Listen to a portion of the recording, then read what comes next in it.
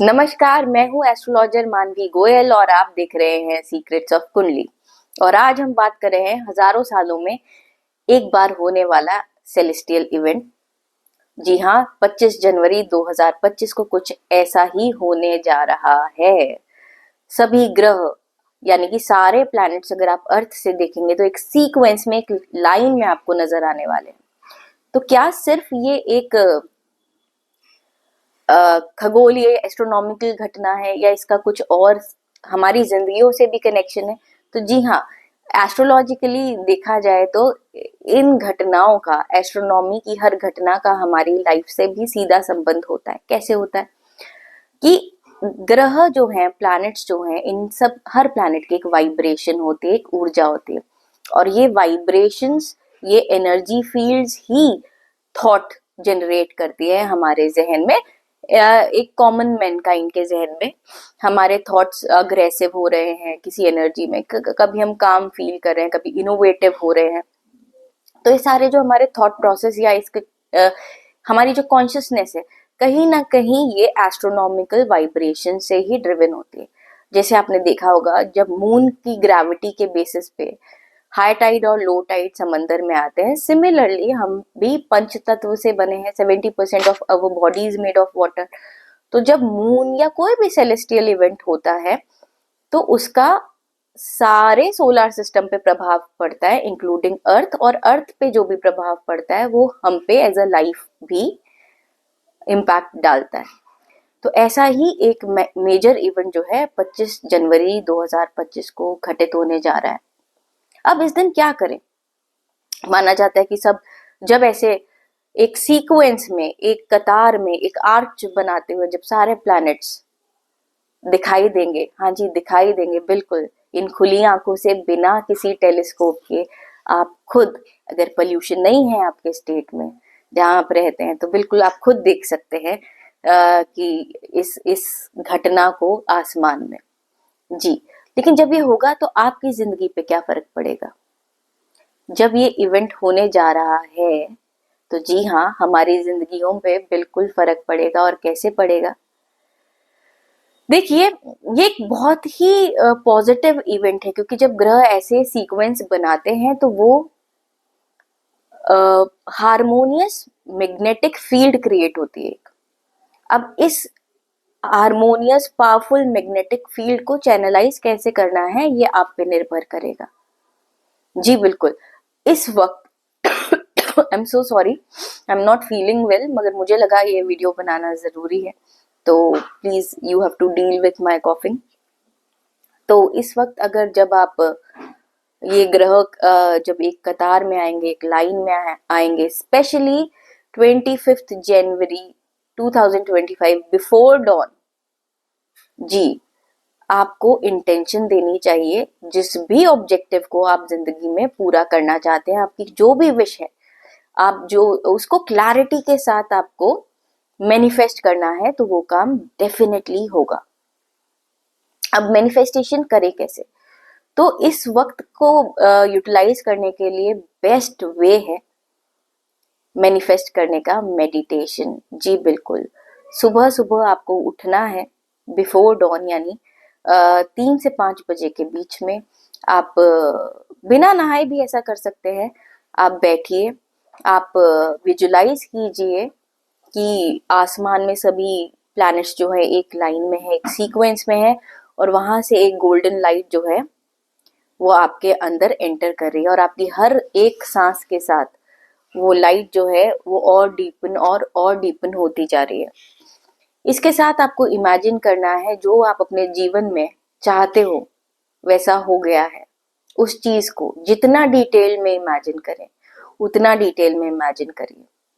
कुछ लोग जिनसे मेडिटेशन नहीं होता है, उनके लिए जो दूसरा उपाय है वो ये है कि सॉरी, वो लिख सकते हैं अपनी इच्छाओं को, जितना क्लियरली लिख सकते हैं, जितनी डिटेलिंग के साथ लिख सकते हैं।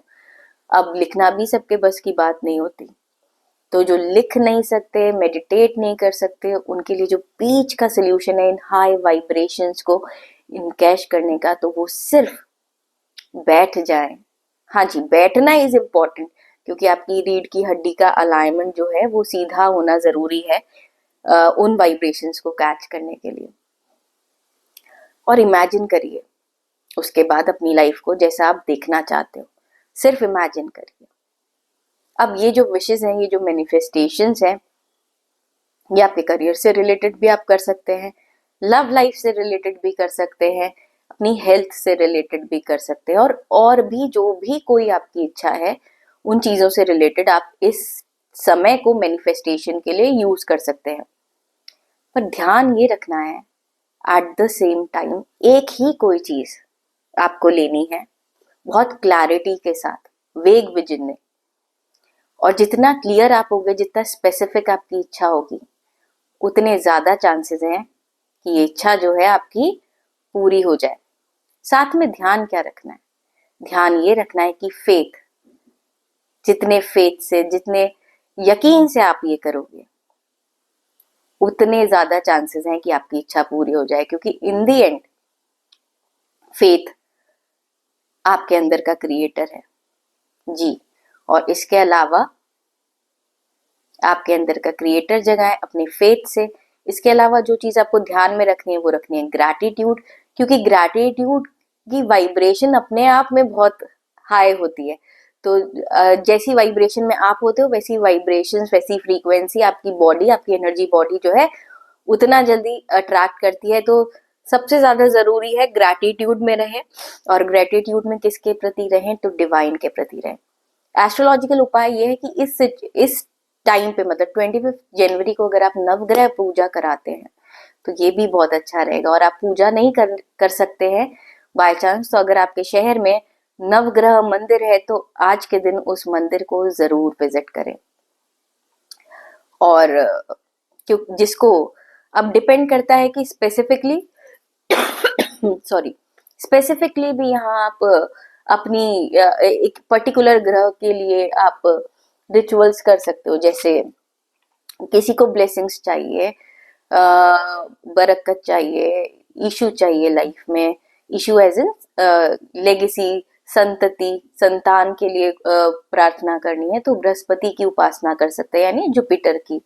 किसी को एनर्जी चाहिए, ताकत चाहिए अपनी सिचुएशन से लड़ने के लिए, तो वो मार्स की एनर्जी को इवोक कर सकते हैं। किसी को यश चाहिए, फेम चाहिए, नेम चाहिए, अटेंशन चाहिए, तो सन को इवोक किया जा सकता है। तो इस तरह से आप इस अलाइनमेंट का मैक्सिमम यूटिलाइजेशन कर सकते हैं और अपने जीवन में सुख, शांति और समृद्धि को एक्सपीरियंस कर सकते हैं। ठीक है जी। और अगर आप कुछ ना भी करें तो प्लीज अपनी जिंदगी को आप जैसा जीना चाहते हो, जैसा देखना चाहते हो, इसको विजुलाइज जरूर करें और करके देखिएगा, इट विल वर्क ह्यूमंगसली।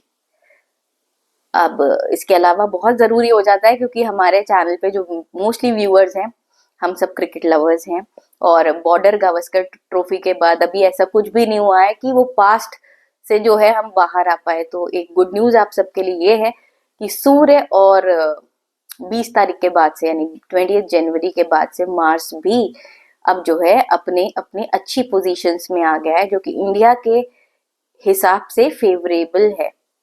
ठीक है। अब धीरे धीरे इंटेंशंस भी करेक्ट होने लगेंगी, चाहे वो क्रिकेट हो या अदरवाइज भी इंडिया के हित में कोई डिसीजन लेने हो, मतलब इंडिया के फेवर में अब चीजें होने लगेंगी, क्योंकि इंडिया का कर्क लग्न की कुंडली मानते हैं और सूर्य और मार्स दोनों ही योग कारक माने गए हैं।